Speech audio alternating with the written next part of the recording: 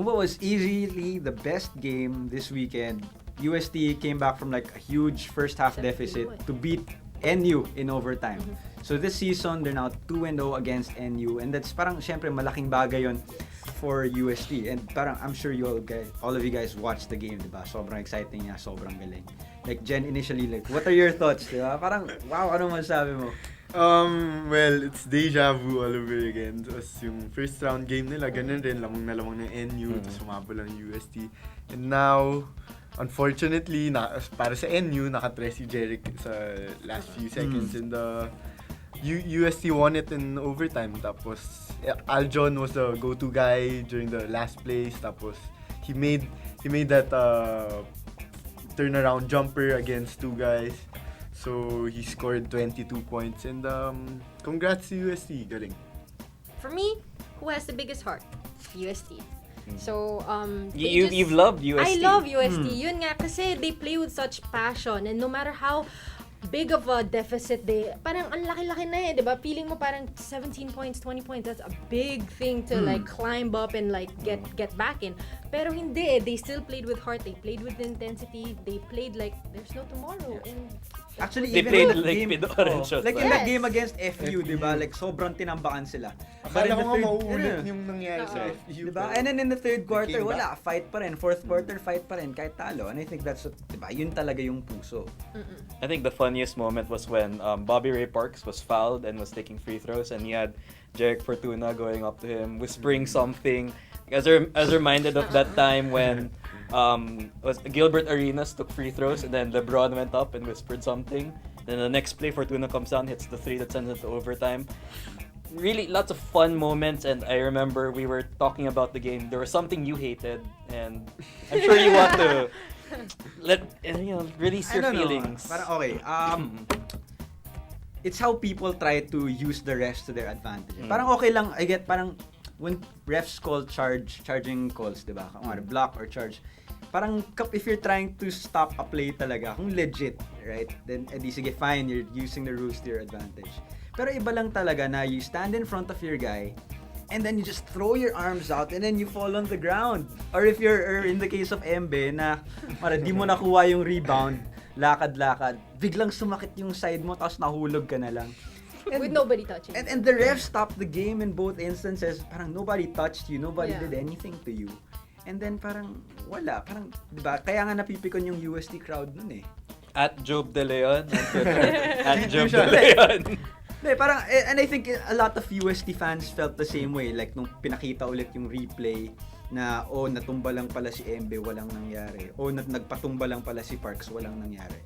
Diba, it really sucks the fun or like the competitiveness about the game. Because you're not really playing to win. You're just playing to get an advantage that you're not supposed to have. And that's composure also, I guess, on the part of NU. Because this isn't the first time they've lost the big win. I mean, we talked about their first UST game against Adamson. You had the Falcons hitting those miracle shots to send it to overtime. So composure seems to be something they lack right now, and they have to find that in order to make the Final Four. And that's also because they're such a new team, like put together, diba? So that's what they lack.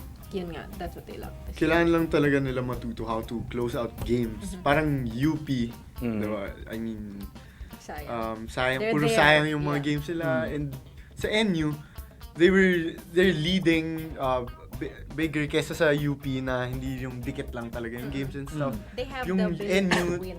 Ang laki na ng lead nila. Tapos nawawala lang. 20, Like speaking of they're just gonna, I don't know if they relax or something, pero actually that's one thing. I play basketball and sometimes it is hard.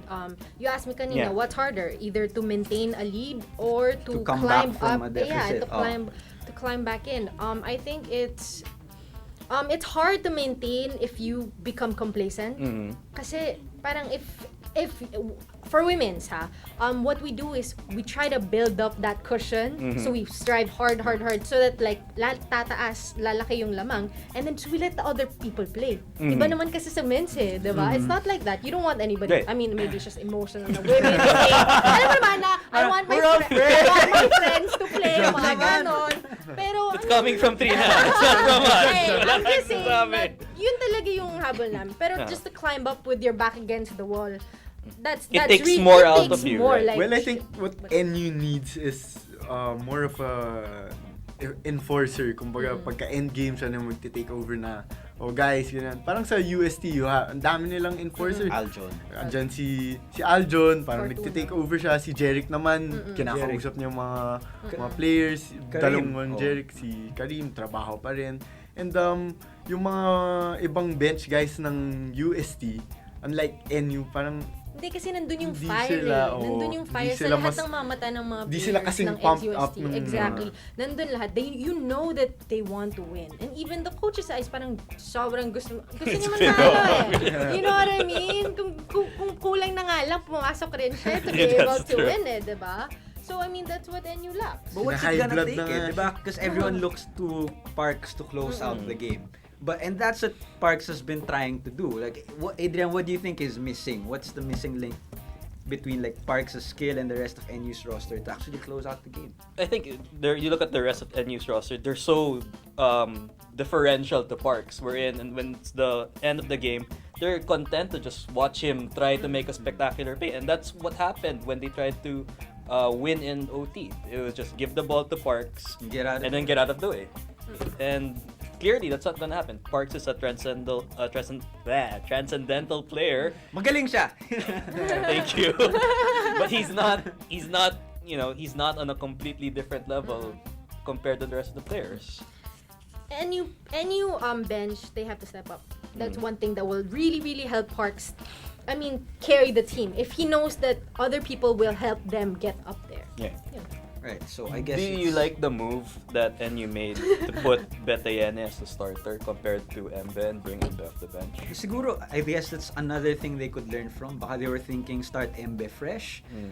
Maybe, I guess it didn't work for them this time. So all things considered na parang lineups or like how do you deal with endgame situations, it was a big lesson for UST to come back again from another deficit.